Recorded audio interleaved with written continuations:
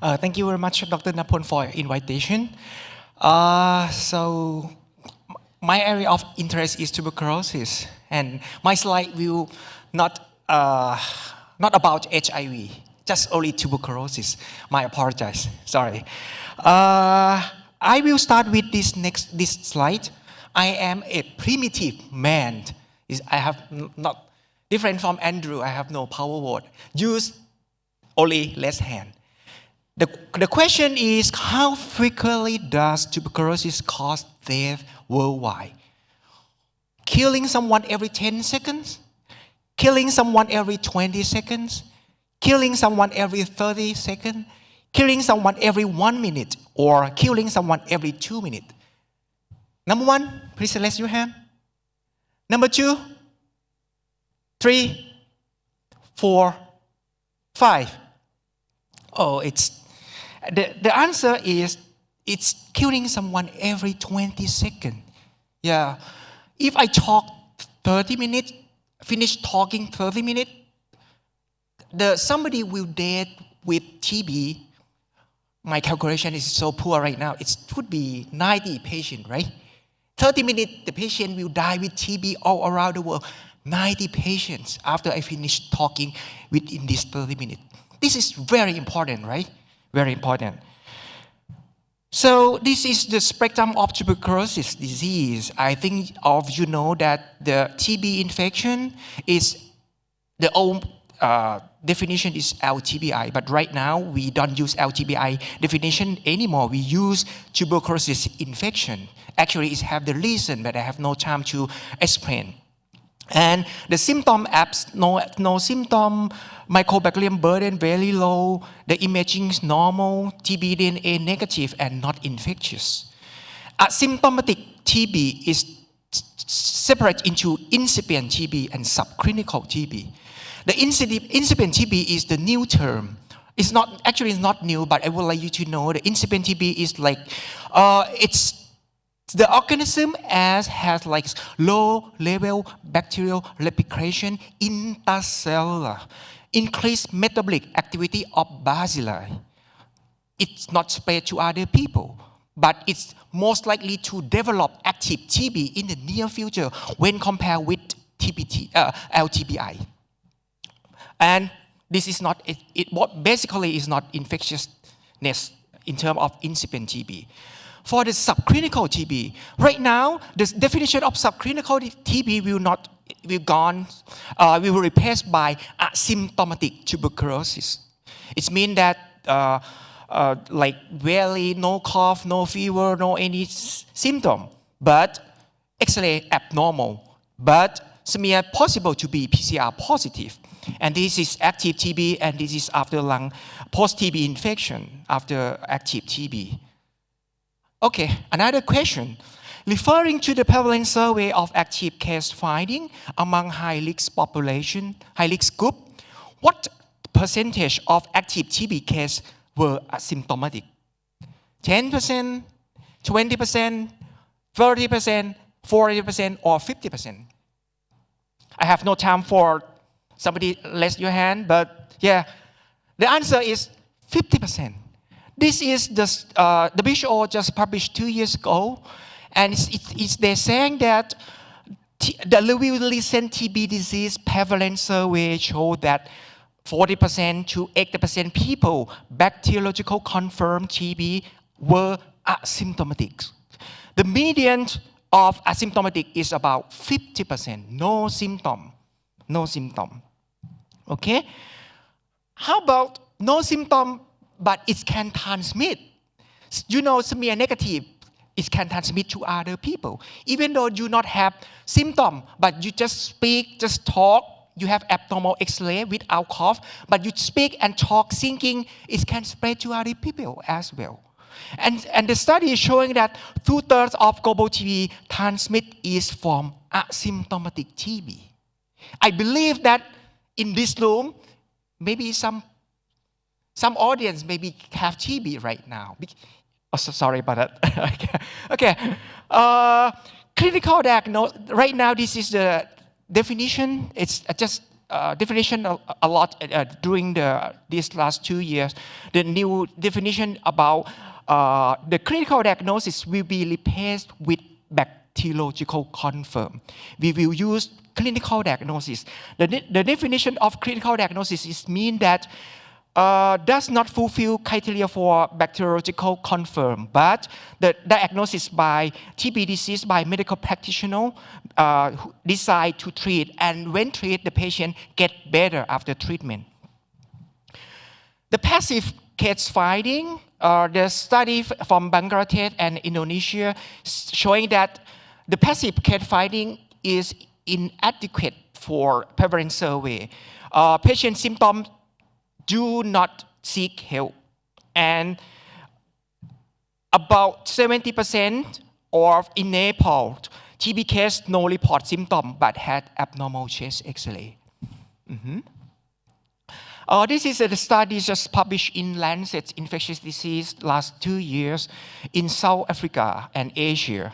12 survey in all around the world, and it's parents to see the subclinical TB is mean asymptomatic TB in the adult community setting that's high risk to have TB. This is the individual patient data. The definition of subclinical TB is no persistent cough, duration longer than 2 weeks, or no any cough at all, or no any symptom, no cough, no fever, no chest pain, no night sweating, and no weight loss. And the prevalent pulmonary TB based on chest X-ray and symptom screening with culture confirm. This is the meta-analysis and showing that the yellow one, 82%, no persistent cough, no cough longer than 2 weeks, 80% of the patient not cough. And the 62% of the patient, no even cough, just one, no cough at all. And about 30% report no TB suggestion symptom, no any cough, no any fever, no any chest pain, no night sweat, and no weight loss at all. And TB without persistent cough and any cough was significantly more frequent among men than women.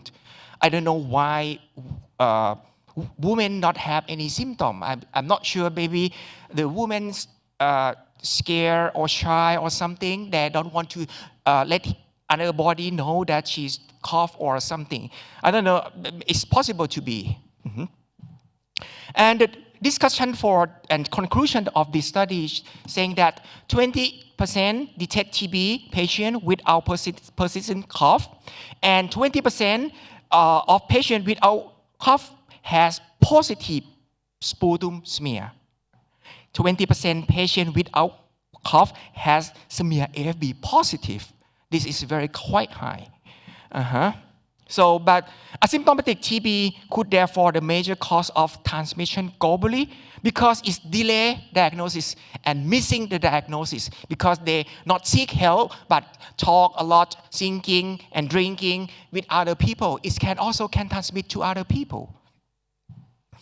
This is another group is very high incident, high prevalence of the asymptomatic tuberculosis is elderly population. This is the meta-analysis published in BMC Public Health.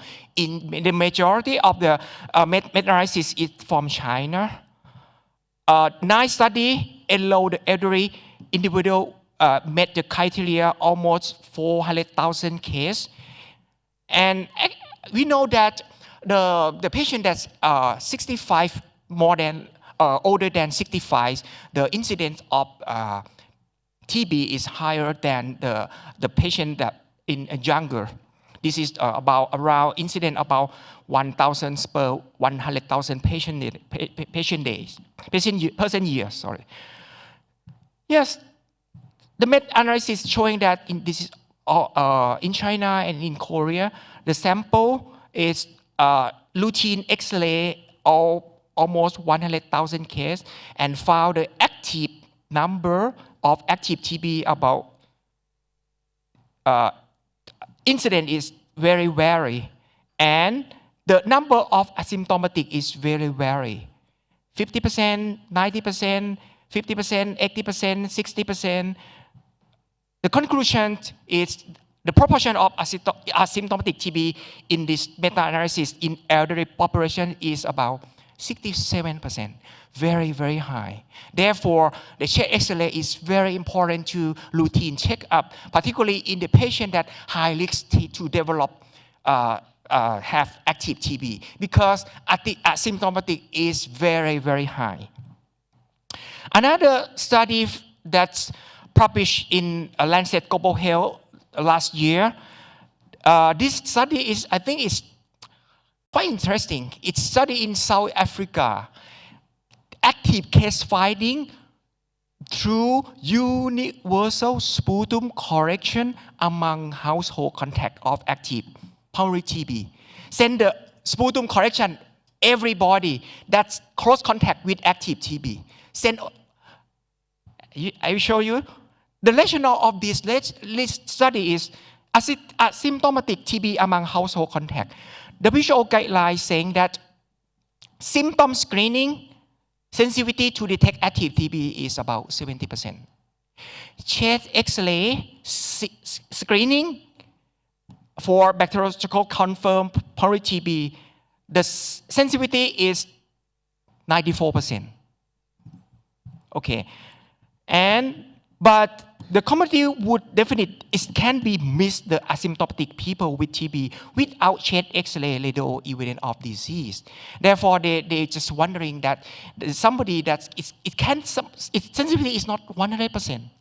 Sensitivity is 90%. It can miss in the patient that we not X-ray the patient. This study conduct and collect the sputum all close contact, household contact. This is study in the patient 28 study in South African community, 979 household contact of people with pulmonary TB. Compare TB symptom, any duration, and chest X-ray. Let's see. The prevalent TB occur about 5% when close contact. 5% have active TB, and asymptomatic 42 out of 51. Asymptomatic 80%, very, very high. And 31% of asymptomatic people with TB sputum smear positive. Okay, this is very interesting. See, if this is screening, the sensitivity, the MRS is positive sputum culture or expert outer. They send the sputum correction every patient. Therefore, this is the sensitivity is 100%. If screen only expert outer, sensitivity is decreased from 100% to 80%.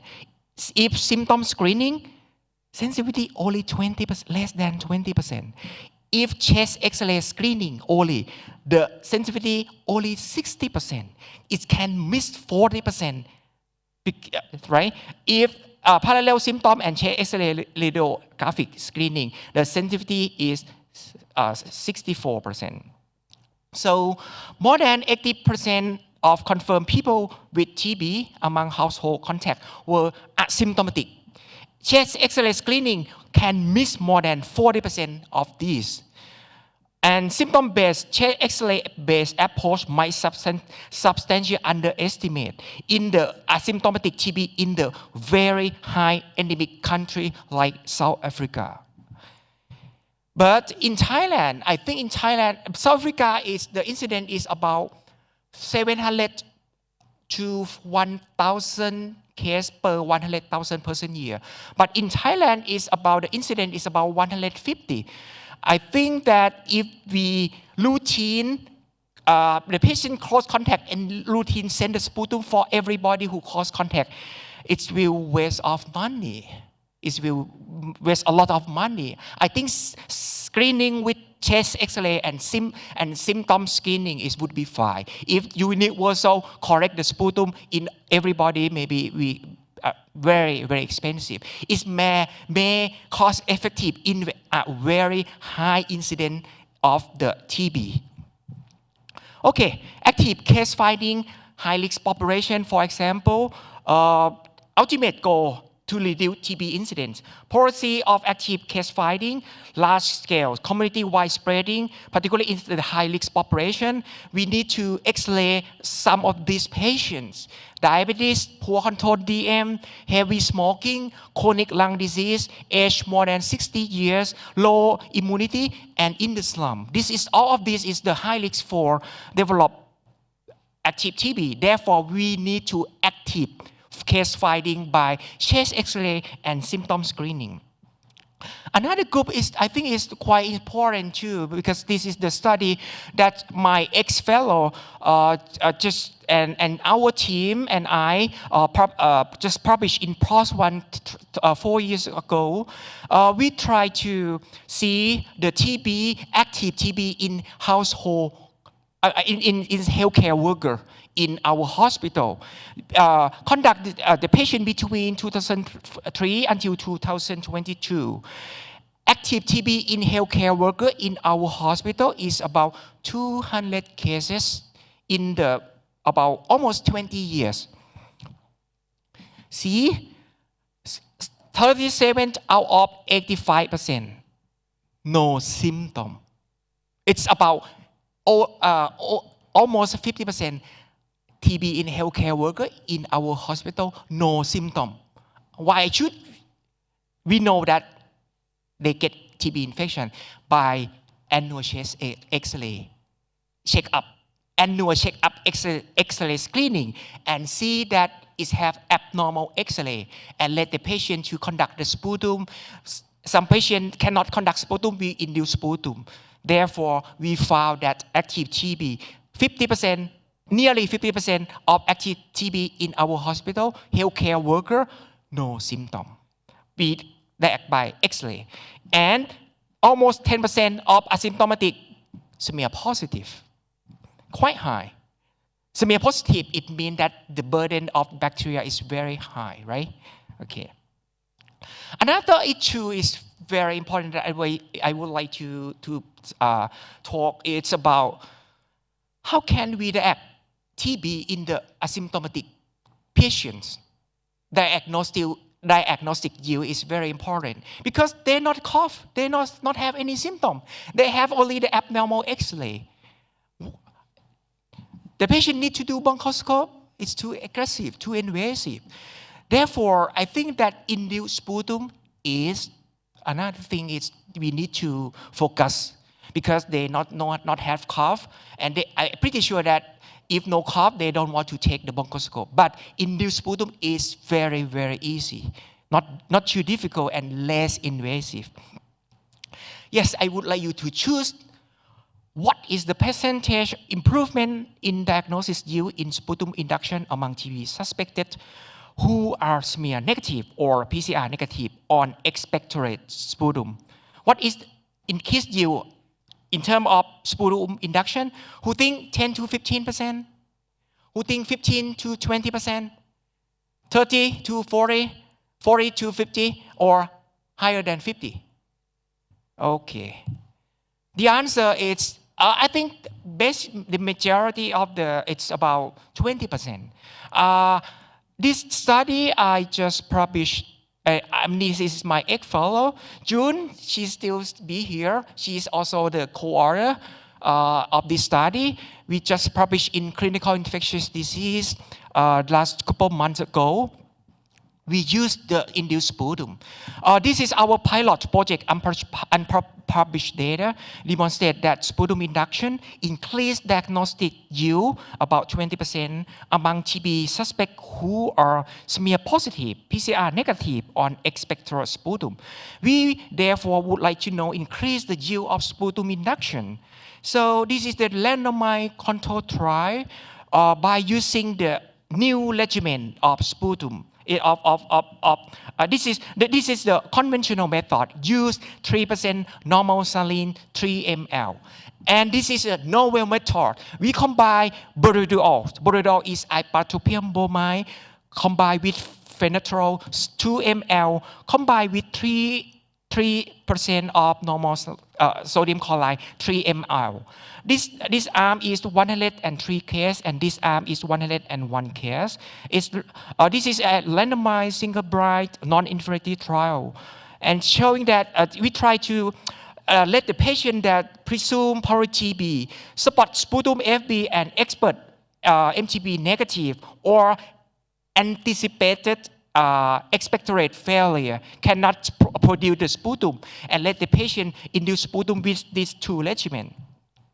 Okay, why ipratropium bromide and phenytoin? Why need to combine this one?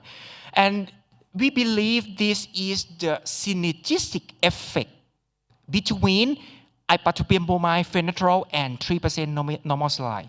You know what? 3% normal saline in some patient is hypertonic solution. It can aggravate, for example, the patient who have like chronic lung or COPD, it can induce the bronchospasm. Therefore, we believe that we combine with ipratropium bromide and phenytoin can decrease the side effect of after 3% sodium chloride induced bronchospasm. And we think that beta-2 agonist is enhanced bronchodilator and increase mucociliary clearance. Therefore, the patient, we think that the patient can have a lot more of sputum. Okay, this is we conduct study, randomized control trial, and this is the primary endpoint. It's novel method, sensitivity increased you 30%, but the conventional method it's 17%. Yeah, so and p-value is significant as well. About 30% and 70%, 30% in the novel method, and 17% in the old method. And this is p-value is significant. So we believe that bronchodilator enhanced sputum induction can achieve a significant higher TB detection, fulfill both non-inferiority and superiority critical over conventional method. So I still have about 5 minutes for answering question. This is the take-home message from today. I think that prevalence survey have shown that 50% of individuals with bacteriological confirmed TB are asymptomatic. Passive case finding alone not be insufficient to control TB. We need for active case finding. But active case finding routine everybody is costs a lot. We have to active case finding in the high risk population only. For example, chest X-ray and symptom screening in the very high risk population. For example, household contact, close contact, active HIV patients, prisoner, slum, foreign workers, healthcare workers, elderly, poor control DMs, and chronic lung disease. Routine yearly checkup, I think, is quite important. Right now in Chulalongkorn, we routine checkup X-ray in healthcare worker every year, and we found a new case every year from the chest X-ray. And most of the patient, most of the healthcare worker know any symptom. Okay. This is, hopefully this is a novel method.